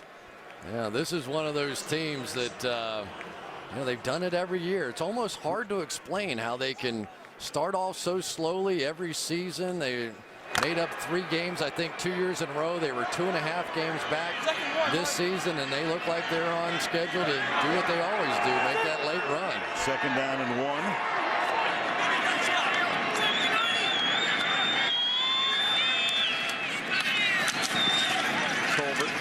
But Chris, it's real simple. We talked about it early. Special teams. Special teams, you can lay 3 defeats totally at the feet of special teams. They lost to St. Louis. They didn't play well. Rivers got sacked 7 times. The New England game was a combination of turnovers and special teams. And what A.J. Smith needed to do, the general manager, and he's a tough guy, they had to clean up the players. Everybody wanted Steve Crosby, the coach, to get fired. But all he's done is been in the league for like 33 years. He's a pretty good coach, and there he is. You mean the players have something to do with who wins and loses? I didn't know that. A little bit. Yeah. A little bit. Sometimes I hear people talking about it. I'm like, come on now. And so you got to give Smith, and in San Diego, of course, he's a lightning rod. And A.J. he's a tough, very tough guy. Remember, they had McNeil out. They had Vincent Jackson out with contract squabbles and all of that. But somehow they were able to find the people they need. Now they've got, you know, McNeil back. They got Jackson back at least for the start of the game tonight and hope to have him for the rest of the season. But they really cleaned up the guys they needed on the special teams. The special teams have been great over the last couple of weeks. Well, one thing we know is that A.J. Smith is not going to bend to what people are writing and saying about him. We've seen that over and over this year with McNeil and Vincent Jackson. He's going to do what he thinks is right, and he doesn't care what anybody's saying. So Rivers look up at the play clock, and he takes it all the way down, and there's a big hole for Tolbert. And when you look at a guy like Tolbert, keep in mind, here's a backup guy, because Ryan Matthews is the guy they traded up for to get him in the draft. He's been hurt. Tolbert had been playing some fullback, and what a job he has done in the past couple of weeks now out of the tailback spot. Yeah, it helps if you got guys like Chris Dealman. Watch this one. Goodbye. Man, man, that is a finish right there. And on the outside, Randy McMichael, they are just dominating these linebackers inside. This Colts defense has been on the field a long time now. Just about the halfway mark of the quarter. And I know that Indianapolis has had its share of San Diego. It's funny how teams match up, and despite the Colts' tremendous success in recent years, San Diego on its way to a 5th win in the last 6 games with these guys. Look, over the last decade, if you gave an Academy Award for out-of-division rivalries, clearly Patriots Colts. Yep. But the supporting actor would be Colts Chargers. I mean, these games have been great. Well, and it's just so startling. I mean, we're so used to watching Peyton Manning and Reggie Wayne and these guys go up and down the field. And this defense has consistently stuffed them better than anybody else. 2nd and 6. Tolbert again. Takes the ball to the 5-yard line. You know, Peyton Manning, for all the great numbers that he has, here's a guy that has a quarterback rating of 73 against the Chargers. Very pedestrian number against this one football team. And I thought the most consistent part of what they've done to him defensively is there is somebody around him at all time. They don't care if they're stumbling and falling at their feet. They want somebody impacting Peyton Manning on every play, and it's worked tonight. Meanwhile, Rivers is 11 for 11 in this half. Sproles gets wrestled down by Bethea, but he takes the ball to the 2-yard line. So it'll be 4th down and 1 at that spot. And they look over toward the bench. Will Kading come out, or will they go for it here? Watch a little fullback play here. I tell you, there's something about that guy. When he makes a block, people are on the ground. He just has a little knack to him.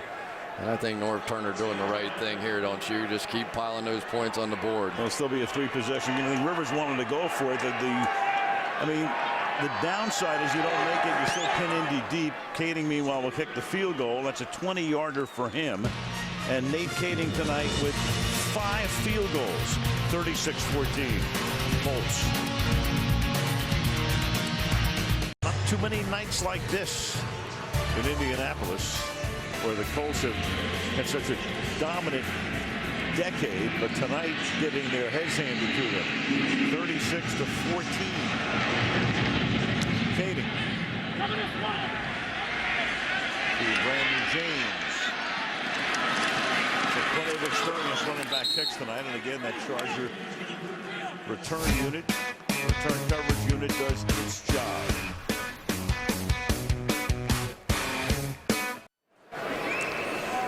Been since December of 2002 since the Colts have trailed by this many points. Giants had a 25-point lead in a game back in the 2002 season. And on 1st and 10 now for the Colts, they start from the 21-yard line. And Chargers will give Indianapolis all of those that they want. Tammy makes the catch. Well, pressure gets to everybody, and it has to Peyton tonight. Look at his face before contact even made on this throw. Applewhite's going to get to him, but you can see him flinching in this thing. I mean, that is clearly a guy that is expecting to get hit. Now, maybe he sees him out of the corner of the eye. I'll grant you that. But you generally see laser vision, and then we've got Stephen Cooper now limping off the field. Yeah, he is the guts of that defense. And Manning looks like he's in an intersection ready to get broadsided. 2nd down and 4. Brandon Seiler comes in Cooper's spot. And he dumped that underneath, and again it's juggled and incomplete. And among the problems for the Colts tonight, we all know about the interceptions and all of that, but you had Reggie Wayne dropping a pass, which you never see him drop, and he looked up as if the lights caused it. You had Manning overthrowing Garcon on what would have been a touchdown. And you had that call, of course, that will live in infamy here, at least overnight, or non-call on Weddle getting the interception. 3rd down and 4. There's Brown. Nowhere. And that number 1 defense playing like that number 1 defense. Go back to the Weddle play here. Here's Wayne going over the middle. Clearly Weddle hooks him. And in fact, the hooking helps Weddle get a better position on the interception, and away he went for a touchdown.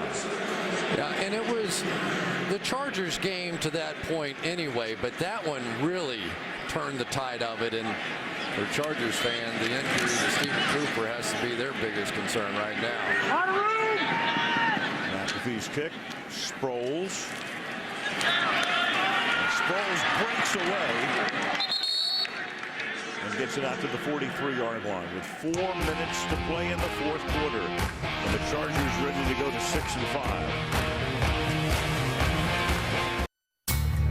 Pro Football Talk on NBCSports.com. Mike Florio does a great job with that. You can check it out at NBCSports.com. Stay in the game no matter where you are this holiday season. NFL.com/mobile. 1st and 10. San Diego from the 41-yard line. You know, Chris, that defense for San Diego, you look at Ron Rivera taking over. Number 1 in the league coming in. Their only real issue the last couple of weeks, they've given up 2 opening drive touchdowns. Apart from that, they gave up that drive at the end of the first half tonight. But apart from that, pretty good. Well, you know what's really impressive about Ron Rivera to me is that, you know, he came out of a 4-3 system in Chicago up there, and he comes here and he switches over, and he said one of the guys that he talked with was Wade Phillips, who sort of explained to him that, hey, at 34 is just a 4-3, and just different guys come and they're the 4th guy, you know. And he said once he put it in those terms, I kind of understood it, and he's been fantastic. What is he now interviewed for? 6 jobs, I think. Right. Eventually, he will be a head coach in this league. Timeout call by Indianapolis. One of the more interesting aspects, too, is that Rivera was a hot prospect when he was coming out of Chicago, and then he winds up not getting any of the head coaching jobs and then getting fired in Chicago. And then he winds up going to San Diego. So when he was a guy who people thought might get a head coaching job, he winds up in San Diego, and at that point he was the linebacker coach. He wasn't even the defensive coordinator anymore.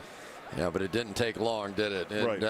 At that time, I believe Ted Cottrell was the defensive coordinator. They were struggling a little bit, as San Diego always does in the first half of seasons. And then they brought in Rivera, and they say that he doesn't yell often, but when he does, you adjust whatever it is that you're doing out there. Former player in this league, played with the Bears, Buddy Ryan. He gets it. He's on that 85 Super Bowl winning team, and now you've got a new back in the game, and this is Curtis Brinkley to the 50-yard line. Chargers, they're the kings of late season. November through January, regular season, the Colts had 17 straight wins, and the Chargers was 17 straight wins. And go back to the Oilers in the early days of the AFL with 16. And in the meantime, you've got Kelvin Hayden, who is hurt now for the Colts. I tell you, that is a significant injury there. He has had trouble in the past couple of years trying to stay healthy. Here's Hayden right up here. But this year he has been there every start along with Antoine Bethea, and they have needed him because they have had injuries across the board in that secondary. Of course, Bob Sanders, the big one, Justin Tryon, Melvin Bullitt. All these guys have been in and out of the lineup. But it's been Kelvin Hayden, the guy that has been there the most consistently. 2 interceptions for him this year, and he ran both of those back 4 touchdowns, and he gets up to go back to the bench. You know, the Colts just have to get their guys back. You know, there's just no other way to say it. I mean, they're not the same without Gary Brackett, who's the Peyton Manning of their defense. They're not the same without Clint Session, who is the explosive guys. Without Bob Sanders, you know, one of the most exciting guys to watch in the league. They didn't put Bob Sanders on IR. They think he'll be back. And they certainly need to get Joseph Adai back, because this running game right now is just awful. It's just, there's no other way to put it. They're not competitive in the NFL. Well, of course, San Diego looks over at Indianapolis and says, "Excuse me." Well, you think we haven't had a few injuries this year? That's a good point. Yep. Good point. Injuries, holdouts. All coming together now for San Diego. We 4th down and 1 here with 3:06. I think Phillip Rivers is having a little fun in that huddle with these guys. Yeah. He loves it. I mean, this guy, he is energy in a bottle. He comes in the room and you're ready to go play. You know, I'm like, give me a helmet or something, man. He gets you fired up and ready to go. 4th and 1. Brinkley is the back.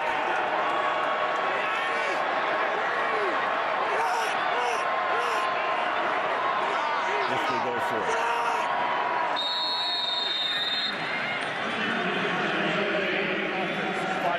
And they'll take the delay penalty.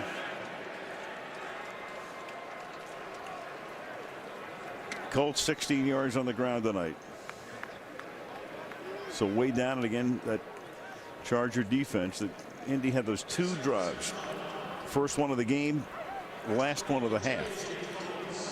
Apart from that, not much. You know, you're talking about Rivers, and you're right, because we've known him, you know, since he came into the league, and people look at him, he's very demonstrative. There he is. He loves to jaw with the other guys. And a lot of people would think, oh, maybe, you know, he's got anger issues or whatever. You know what, though? But it's, if you've been around him enough, and people that know him really well will tell you the same thing. He gets it. He gets it. He's a smart guy. He competes is what he does. Right, he competes, son of a coach. Fielded at the 12-yard line by James. Flag thrown. Back to the 17-yard line.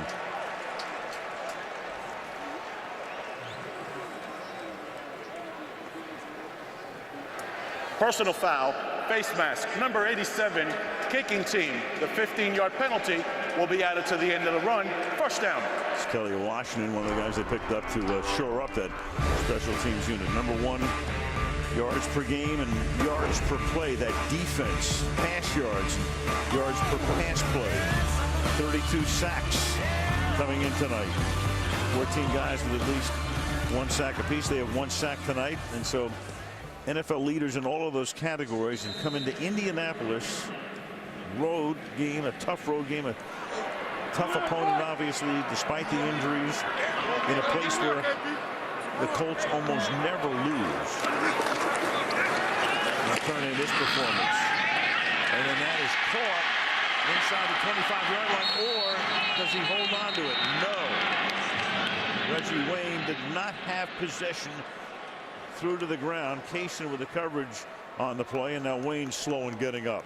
Yeah, it looked like as he went to the ground, the ball comes out, and I think the Chargers may be as shocked as anybody that Peyton didn't come out and take a knee. 1, 2, coming down, and the ball's out.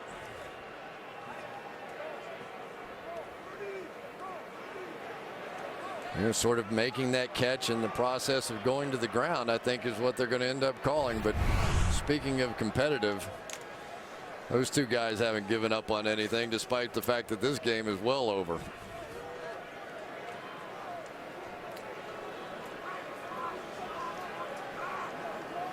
So Reggie Wayne he's been the one guy that's been there week after week for Peyton. He's the last guy that Peyton could lose. Here's the way the night's gone for Peyton Manning, and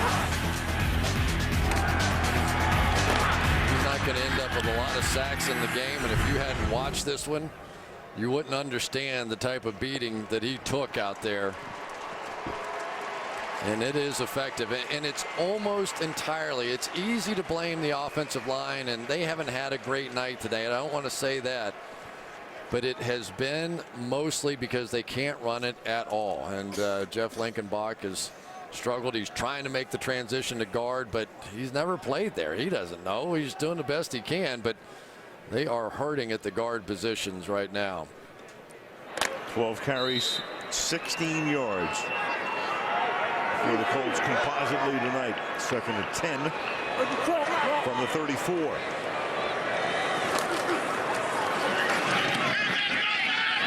And again, that sure tackling and good coverage. Hughes is right there on Brandon James to stop him. Well, and the flip side of this is that we're starting to see some depth out of Ron Rivera's bunch on the defensive side. Donald Strickland missed the game tonight, ordinarily nickel. Dante Hughes out there making that play. Steve Gregory missed it. Paul Oliver's played a nice game at safety. 3rd and 10, Manning. And there's another good tackle on the outside by Brandon Seiler, taking down Blair White. And that will make it 4th down and take us to the 2-minute warning in Indianapolis, where the San Diego Chargers are on the cusp of winning their 4th in a row, leading 36-14.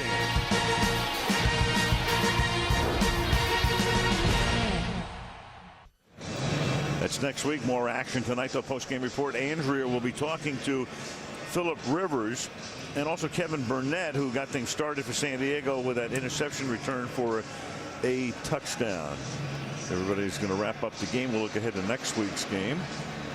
A couple of guys had good nights tonight as well. Marcus McNeil and Jeremy Clary. They more single blocks than most teams on the outside, and there's the smile from the Deion Sanders offensive lineman on the outside, Marcus McNeil. We've done a bunch of Colts games through the years. I can't think of the times when we've had fewer mentions of Feeney or Mathis. It's almost like they weren't here.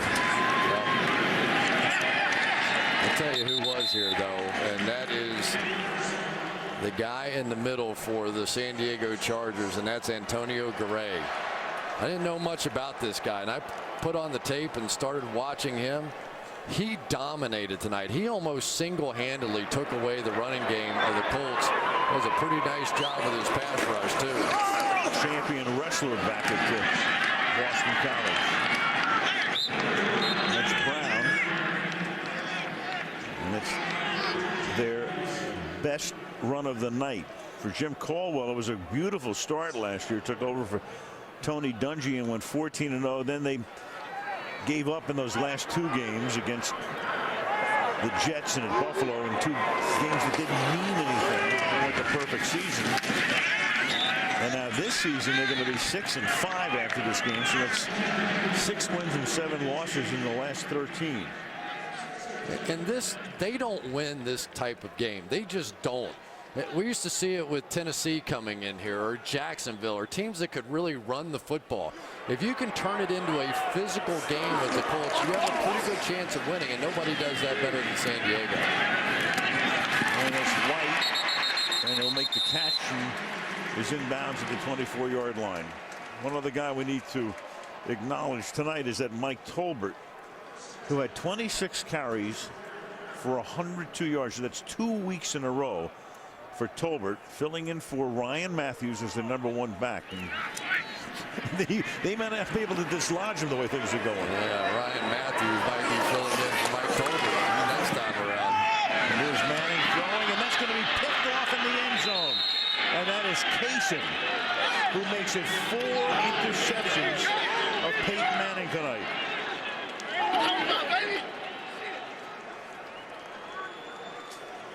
Well, Brandon James going to take his shot. They'll just keep firing the ball down the field.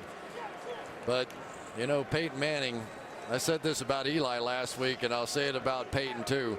There are a lot of guys that would have been over there sipping on Gatorade at this point in the game, and he's out there still firing, trying to do what he can do, and that one's going to be added to his stat sheet and his history against the San Diego Chargers. He sees lightning bolts in his nightmares. Remember, he had that game on a Sunday night a couple of years back where he had 6 interceptions in a game at San Diego, and still they almost won the game. It was Vinatieri missing a 29-yarder at the end. I'll tell you another impressive thing for San Diego tonight. They just swept the AFC South. There's only been one team to ever do that, and that was the 03 Patriots. So this is a team that, I don't know about you, Al, they look pretty darn good to me. They could beat you a lot of ways. Well, they stay a game back of Kansas City, and they'll get Kansas City at home in a couple of weeks. And meanwhile, Jacksonville says thank you very much to San Diego, because Jacksonville still tied now for first place, and Jacksonville, at least for the moment, owning the tiebreaker, having won their first of 2 head-to-head. Stars of the game interviews coming up as part of our Wendy's post-game report. 36-14 San Diego.